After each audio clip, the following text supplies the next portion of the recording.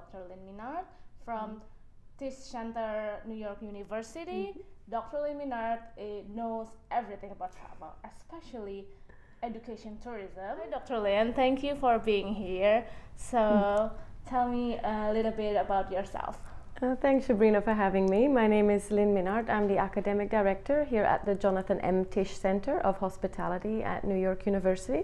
So that means that I teach tourism classes, and I also oversee the day-to-day running of the academic affairs, things that happen, student affairs, appointments of faculty, that sort of thing.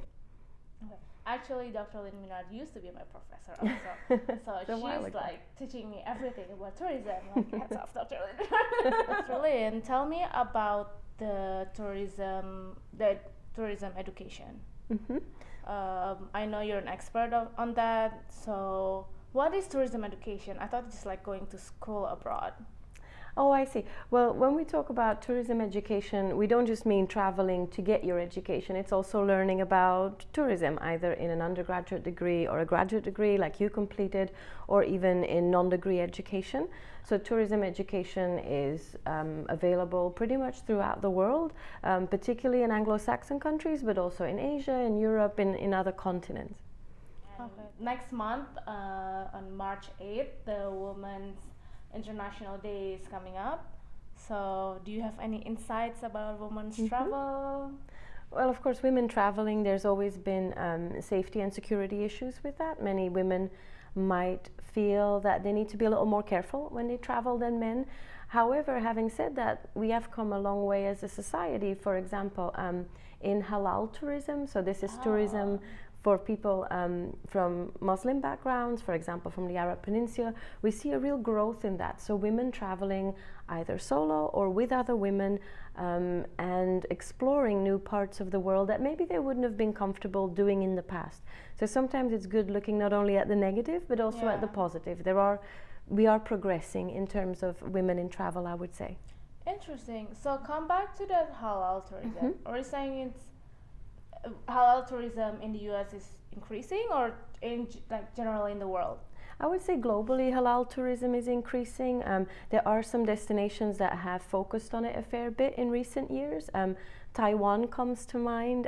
So usually when destinations are encouraging halal tourism, they need to make some changes to their tourism product. So food is an obvious area. You need to be able to provide people with food that meets with their dietary and religious restrictions.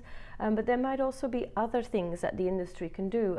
For example, you can have hotels with prayer items for specific religions.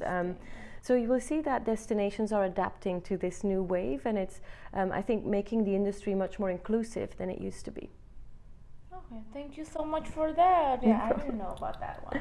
I know it's growing, but there's a lot of rules and regulation that you need to go through, right? Every visitor, I think, when we travel, we want to feel recognized and we want to feel welcomed.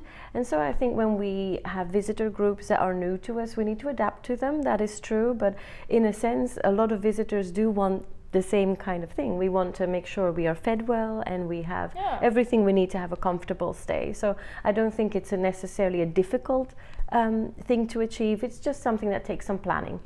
Okay. So fun question, fireside chat moment. What are 3 things that you have to bring when you travel? I definitely need a good book. When I travel, I copy love book, reading. Paper book? Yeah, paper copy. I'm old-fashioned. I need snacks, because we all get hungry on the road, so I like having my snacks. And then finally, probably at least 2 additional phone chargers, because I can't tell you how many I've forgotten in hotel rooms. So I'm keeping the phone charger industry going with my habits. That's fun, yeah, of course. So thank you so much, Dr. No Lynn. problem. I hope you enjoy your day, and thank you. Same to you. Good luck, Sabrina. If you have any questions, please share them in the comments below. Thank you. You're the greatest. Bye-bye. Bye-bye.